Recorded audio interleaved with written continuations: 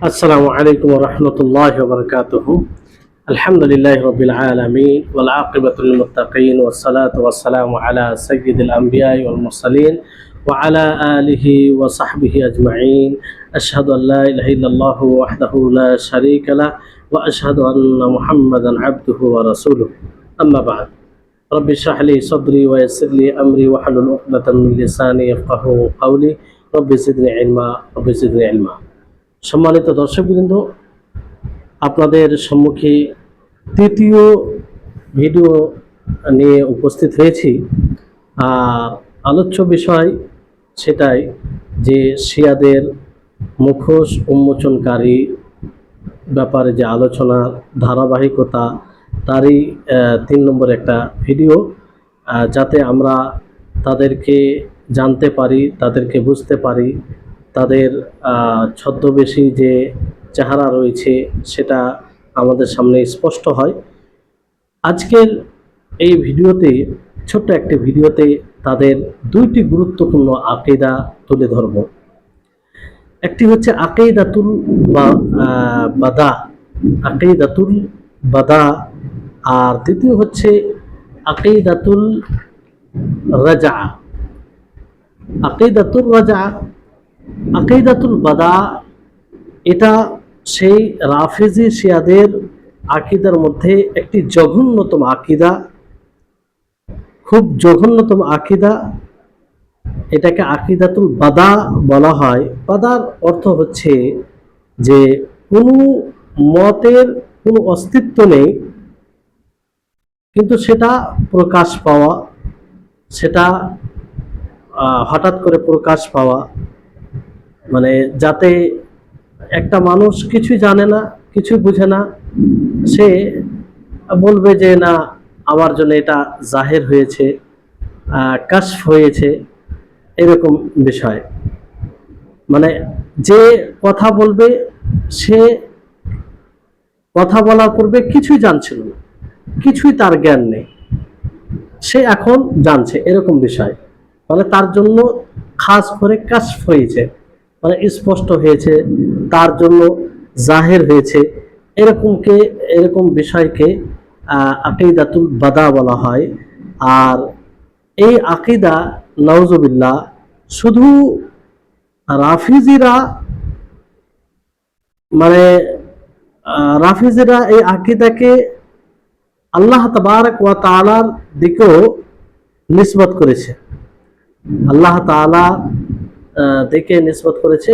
বরং তারা বলতে এটা চাইছে যে এই আকীদা মূলত আল্লাহ তাআলার পক্ষ থেকে, আর এই আকীদা রাখা এটা দ্বীনের অংশ, দ্বীনের মৌলিক, বেসিক এবং ভিত্তিমূলক একটি দ্বীনের অবিচ্ছিন্ন অংশ। তারা এই বাদার আকীদাকে মনে করে।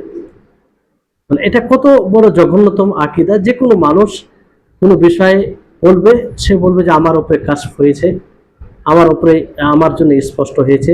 সেটা বাস্তবতার সাথে সম্পর্ক হোক আর না হোক, সেটার কোনো দলিল থাক আর না থাক, যে কোনো ব্যক্তি তাদের মধ্যে বলবে যে আমার উপরে কাশফ হয়েছে, আমার জন্য খাস করে স্পষ্ট হয়েছে, ফলে এটা মানতে হবে কিংবা এটা গ্রহণ করতে হবে। এটাকে আকীদাতুল বাদা বলে। এটা তাদের দ্বীনের মৌলিক বিষয়ের মধ্যে একটি বিষয়। এটা কি করে হতে পারে যে কোনো মানুষ কোনো জিনিসের দাবি করবে, বলবে যে এটা আমার জন্য স্পষ্ট হয়েছে, এটা আমার জন্য কাশফ হয়েছে, আমার জন্য জাহির করা হয়েছে, আর সেটাকে দ্বীনের অংশ মনে করা হবে? দ্বীন তো আল্লাহ তাআলার পক্ষ থেকে, দ্বীন তো তার রাসূলের পক্ষ থেকে। তো এটা কি করে হয়? এটা একদম বিভ্রান্তিকর, জঘন্যতম আকীদা, যে আকীদা দ্বীনকে, ঈমানকে নষ্ট করে দেয়, যে আকীদা মানুষকে দ্বীনে ইসলাম থেকে খারিজ করে দেয়। তাহলে এটা একটা আকীদা তাদের গুরুত্বপূর্ণ। তারপরে আরেকটি খুব ভয়ঙ্কর তাদের আকীদা রয়েছে, আকীদাতুর রাজা।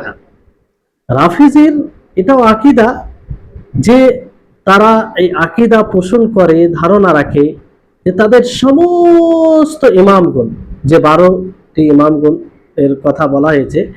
সমস্ত ইমামগণ কিয়ামতের পূর্বে এই দুনিয়াতে তারা নিজের রূপে ফিরে আসবে।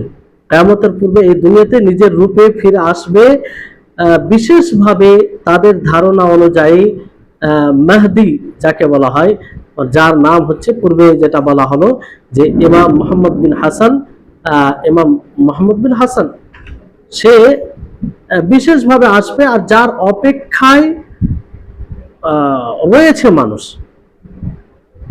আর তাদের মধ্যে প্রত্যেকেই এসে তারা নিজের রূপে এসে দুনিয়াতে এসে তারা হুকুমত করবে, রাজত্ব করবে, পরিচালনা করবে।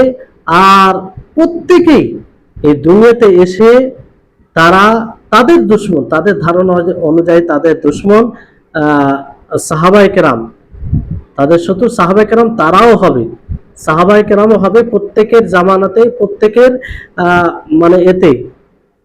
কেন হবে সাহাবায়ে কেরাম? যাতে তাদের ইমামগণ তাদের থেকে মানে বদলা নেই, প্রতিশোধ নেই।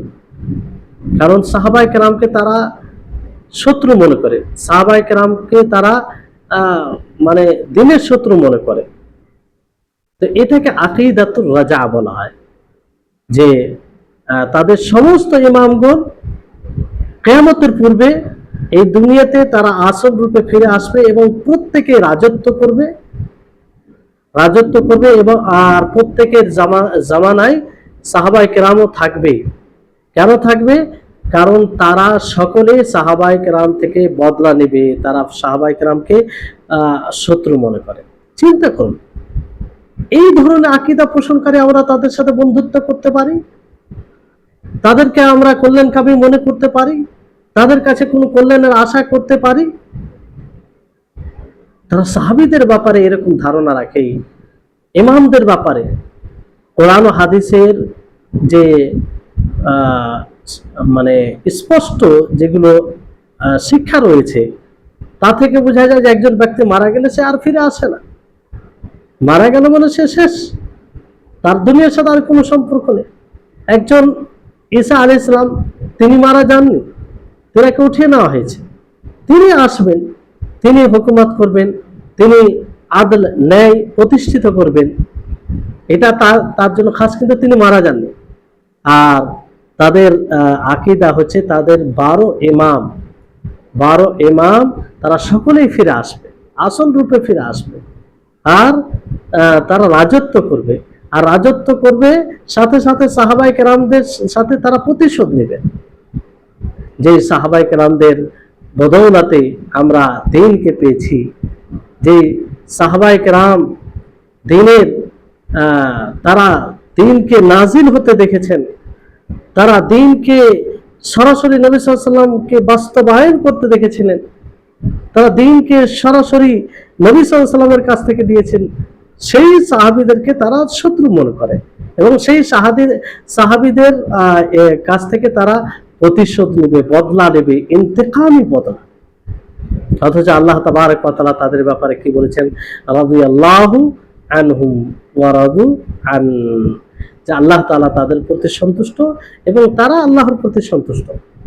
তো এই দুইটি ভয়ঙ্কর আকীদা তাদের মধ্যে রয়েছে, আর এগুলো স্পষ্ট, এগুলো থেকে কেউ অস্বীকার করতে পারবে না। আপনি বলতে পারেন না যে এটা হয়তো কেউ বানিয়ে বলে দিয়েছে কিংবা তাদের বদনাম করার জন্য। জি না, এরকম কোনো বিষয় নাই, একদম দলিল সহ এগুলো কথা, তাদের গ্রহণযোগ্য বই থেকে এগুলো বলা যাবে। জি, তারা শুধু এটা মানে আমভাবে আকীদা ধারণা রাখে তা নয়, বরং এটা দ্বীনের বেসিক জিনিসের মধ্যে, তাদের মৌলিক বিষয়ের মধ্যে বাদা, যেটা আকীদা বলা হলো, যে আকীদাতুল বাদা, সেটা বলে যে দ্বীনের তাদের শিকড়ের মধ্যে শিকড়ের মধ্যে একটি শিকড়, মানে মৌলিক বিষয়। আর রাজার আকীদা, এটার ব্যাপারেও তারা ওই রকম ধারণা রাখে সমস্ত ইমামগণের ব্যাপারে।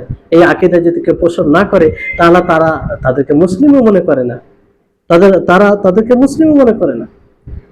তো এই হচ্ছে তাদের দুইটি ভয়ঙ্কর আকীদা। 4 প্রতিফল খুব ভয়াবহ হয়। তাহলে এই দুটি আকীদা থেকে বুঝতে পারবেন যে তারা আসল কি জিনিসকে প্রচার করতে চাইছে, তারা ইসলামকে কতটা ভালোবাসে এবং তারা ইসলাম বিরোধী কতটা, এটা আশা করি স্পষ্ট হচ্ছে। যদি আপনি ভিডিও দ্বারা উপকৃত হন তো অবশ্যই অন্যদেরকেও জানার সুযোগ দিবেন, অন্যদেরকে শেয়ার করবেন, যাতে অন্যরাও তাদের এই আকীদাগুলো, ভয়ঙ্কর আকীদাগুলো জেনে তাদের থেকে সতর্ক থাকে। তাদেরকে আল্লাহ, তারা যেমন আল্লাহর শত্রু, তো সেই হিসাবেই, সেই দৃষ্টিতেই তাদেরকে দেখে। আল্লাহ তাবারক ওয়া তাআলা আমাদের সকলকে তৌফিক দান করুন, যাতে আমরা সজাগ সতর্ক থাকতে পারি। আর যারা মূলত কোরআন ও হাদিসের বিরোধী, তাদেরকে বিরোধী বলে যেন আমরা চিহ্নিত করতে পারি। এই তৌফিক আল্লাহ যেন আমাদের সকলকে দেন। ওয়াখির দাওয়ানা আনিল হামদুলিল্লাহি রাব্বিল আলামিন। আসসালামু আলাইকুম ওয়া রাহমাতুল্লাহি ওয়া বারাকাতুহু।